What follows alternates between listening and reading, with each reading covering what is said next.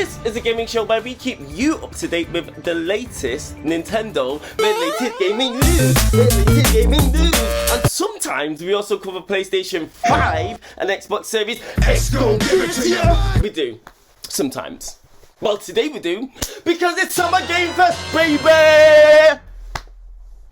On today's show, Microsoft have held their Xbox Showcase for 2025, and I'm gonna be honest, it's given E3 energy. Microsoft announced a slew of games. It was an hour of back-to-back games. We got new games, old games. Phil Spencer even teased the return of a classic Xbox franchise, and we all know it's gonna be Halo. And they also showed off a brand new console. Oh my gosh! But I'm not gonna lie, I've got issues. Big issues, Microsoft. So on today's show, we'll be taking a look at the latest game announcements from Microsoft Showcase, and we'll also be trying to figure out why none of these games that were announced are hitting Nintendo Switch 2. None of them. I think Phil Spencer's forgotten about that little deal he made with the US Supreme Court the other day when he wanted to buy Activision Blizzard, because Phil, remember, you made a little promise to us that you'd be giving us Call of Duty and other titles on the Nintendo Switch consoles for the next 10 years. I'm not seeing any of that. Don't play with me, Phil. Don't play with me. So without further ado, let's take a look at some of the announcements that Microsoft unveiled earlier on in the week. Microsoft kicked off their Xbox Showcase with a trailer for Outer Worlds 2. Yes, the long-awaited game that everybody's been waiting for. To be honest, I actually downloaded this game on the Switch 1. I downloaded it because everyone was talking about it, said how it was a great, amazing game. Obviously, I don't have an Xbox, so I decided to get it on my Switch. It's one of those impossible ports. Do you know what? Still never played it till this day. All I know is that everybody likes this game. It's a really big game for the Xbox, but I've not played it, so moving on. Oh, and don't forget, it's also coming out on Game Pass. And Microsoft also decided to give us an extended look at Ninja Gaiden 4. But oh my god, this game is going to be perfect. Platinum Games and Team Ninja have collaborated to release Ninja Gaiden 4. Now, Platinum Games are known for developing some of the world's best and most stylish and influential action beat-em-ups, platformers, adventure games. Like, their combat is unrivaled. Meanwhile, they've collaborated with Team Ninja, who are some of the world's, they are the world's best video game developer at producing the world's best bouncing breasts. Keep it bouncing. Keep it bouncing. Oh my gosh, do you know the first time I played Dead or Alive and I saw those bouncing I was like, oh my god. No sports bra, let's keep it bouncing. No, but seriously, these guys, they know their stuff. Both video game developers know how to make a good 3D action game with some of the best combat, the most stylish combat, the best input methods, the control systems. It's all just gonna feel silky smooth. Ninja Gaiden will be coming out on October the 21st, and it will be launching on Xbox Series X, S, PC, Steam, PlayStation 5. It's coming out on everything apart from Nintendo Switch. Oh, don't forget, it's coming out on Game Pass day one. Microsoft also announced that one of the most anticipated games in gaming history will be launching in 2025 alongside the Xbox ROG Ally X. That game is Hollow Knight Silksong. Yeah, finally. Well, to be honest, I've not really played Hollow Knight, so I'm not buzzing about it, but I know that enough people want this game. And Microsoft have finally decided to give us a release date window. It's coming out when the Xbox handheld comes out. And now, I personally, I think this is a really weird game to demonstrate the capabilities of the Xbox handheld, and it's hardly a system seller in that sense. So this kind of announcement doesn't make any sense for me, but you guessed it, it's coming out on Game Pass. The next game that I want to look at is a game called High on Life 2.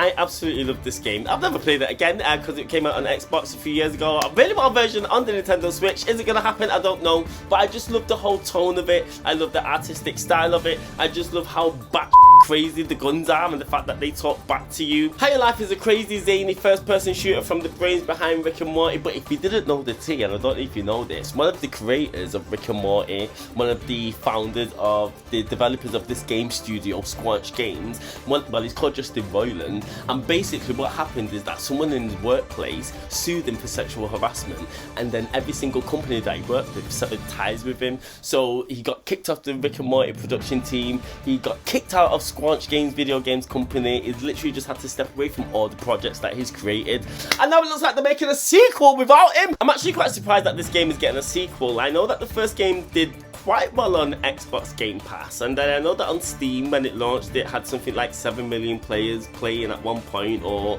it sold 7 million copies, something like that. But I didn't actually think that they'd make a sequel for this game, especially so soon after the first one, and especially seeing as it's not like a really big massive title. Anyway, High on Life 2 is coming out on Xbox Series X, Series S, Steam, PC, PlayStation 5, everything apart from the Nintendo Switch.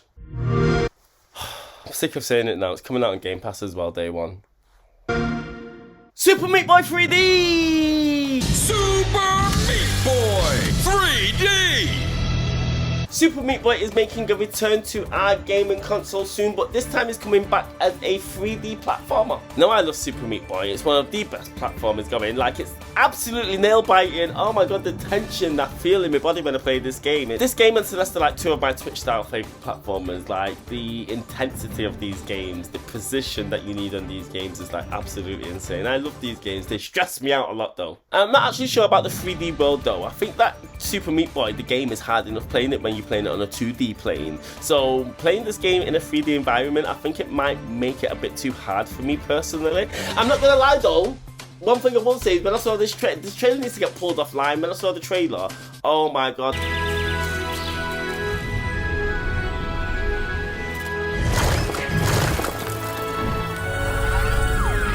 Do you know what I thought?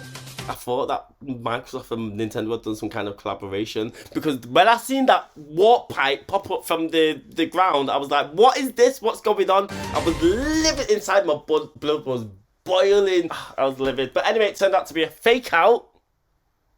I'm fuming. Livid. I was livid. Super Meat Boy is coming out on Xbox Series X, Series S, Steam, PC, PlayStation 5, everything apart from the Nintendo Switch. I'm not saying it no more. You know the drill. And finally, this is the most exciting thing for me out of the whole showcase. We got a look at a brand new fighting game coming from video game developers Skybound Games. It is a free versus free fighter. It is based on one of the sickest, most best, amazing comics going in the whole entire world. I'm not a comic fan, so don't judge me on that. But we got an Invincible fighting game! Oh my god, we got an Invincible fighting game. I'm the guy who's going to throw you off this planet for good. Oh my god, I love Invincible. I love Invincible, and I cannot believe that we've got a 2D fighting game that's a 3-on-3 fighter that is actually bloody, gory, and graphically it's beautiful. In the trailer we saw Mark Grayson, we saw Omni-Man, we saw Atom Eve, we saw Bulletproof, we saw all the Viltrumites, like it was sick. It was sick. We saw them fighting, and the gameplay looks great. The combat looks great. Do you know what? To be honest, it kind of reminds me of like Mortal Kombat. Kind of. I mean, it's got that fast-paced, like Marvel style, Marvel versus Capcom style fighting. But then it's also kind of like it's kind of blocky, like how Mortal Kombat moves. Let's do this. Gotcha. Need a hand? Might want to look up. And then also, because Invincible is quite violent, because everyone's so super strong, the game does actually have a lot of blood. They even have like this kind of like fatality kind of finishing moves where they really like boom, like put all the power into like killing the enemies.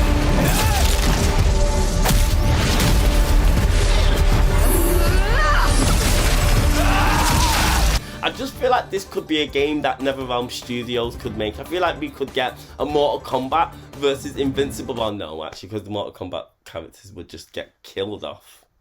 But so I just feel like it's giving NetherRealm Studios, it's giving Mortal Kombat vibes crossing Marvel vs. Capcom 2. I'm super excited to play it. Well, it's not coming out on Nintendo Switch. Like, this game, why is it not coming out on Nintendo Switch? Anyway, the game's coming out in 2026 for PlayStation 5, Xbox Series S, X, PC, and Steam. So those were all the games that I wanted to talk about that were announced at the Xbox Showcase. Now, like I said, when I was watching it at the time, I actually thought that this Xbox Showcase wasn't that good. I was quite disappointed with it. I was getting quite bored. In the clear light of day, when I think about it, it was actually a really good showcase. You had a bit of everything. A lot of these games actually had a lot of gameplay. You saw how the games work. I really like the look of that Clockwork Time game, the steampunk kind of Bioshocky kind of game where you can control time. Like I said, I like that vampire game. There's also a game, oh my god, the game where you can, it's like there's a house that's haunted and you have to, I don't even know, you have to go around exterminating ghosts. It looked trippy as hell. It had a great soundtrack. It had this really cool vibe to it. They had a lot of interesting games that really I would like to give a go. I'm not gonna lie, I would like to give them a go. It was a well-rounded showcase. Microsoft announced that a new Forza Horizon will be launching next year. He even teased the return of Halo. So it looks like Microsoft's big three is like coming back. It looks like they're getting those big tentpole titles ready to prop up their release calendar for the year 2026, 2027. My issue is that Microsoft now, listen Microsoft, listen to me Microsoft, listen. But you decided to buy Activision Blizzard for $79 billion, yeah? The only way that you were allowed this sale to go through is if you ensured that you made sure that Nintendo and Sony weren't going to be affected by the fact that you own almost every single video game company in the world, and you promised that you would give Nintendo owners all the games that well, you didn't say all the games that everyone else was getting, but you told them that Call of Duty was coming. You definitely told them that Call of Duty was coming to the consoles. You said we're going to get it day and date on launch day, the same day as Xbox, PlayStation. It's going to have console parity. You won't even know the difference between consoles. Everyone's going to eat. We're all going to eat, fam. That's what you said to us. Now you closed the Xbox showcase and you announced Call of Duty, and I saw no symbol. I saw no Switch 2 symbol at all. I saw no Switch 2 logo. I didn't see not a peep. Now, like I said, my main issue is that the only reason why I was excited for the showcase is because I thought, oh my god, what games could potentially be coming to Nintendo Switch 2? Do you know what I mean? Finally, the system's beefy enough to run some of these Xbox games. You didn't even announce Hi-Fi Rush or even Grounded. PlayStation 5 got those the other day, and I'm sure that they can run on Nintendo Switch. You've not even given us those games. On top of the fact that every single game that you've just announced, almost every single one of them was available on PlayStation 5. I think there was 1 or 2 games that are gonna be solely exclusive for the Xbox. Everything else, it's pretty much coming out on PlayStation 5. Why are you rubbing up Sony or nice and whispering sweet nothings into the ear? What about Nintendo? Why Nintendo getting none of these games? Do you know what? Even if what I'll say, do you know what? I'll forgive you for that. I'll forgive you, Microsoft, for none of these games appearing on Nintendo Switch. When you drop Call of Duty at the end of the show, that's the one game I expect to see coming on Nintendo Switch, and it wasn't there. So I was infuriated with that. I was fuming, and it warped my perception of the showcase, and I was just like, this is dead. It's dead. But it's not. It was good. It was decent. But we've got to give it a grade. I've got to grade it. I've got to give the Xbox Showcase a grade. I'm thinking about it. If I give PlayStation a B+, I would have to give this Xbox Showcase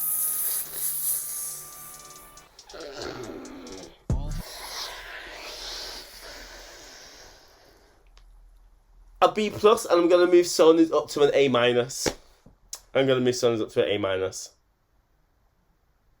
Xbox is a B+. Did I prefer PlayStation Showcase to Microsoft? I think it did. Anyway, I'm going to go because I'm just rambling now. I'm waffling. That's it.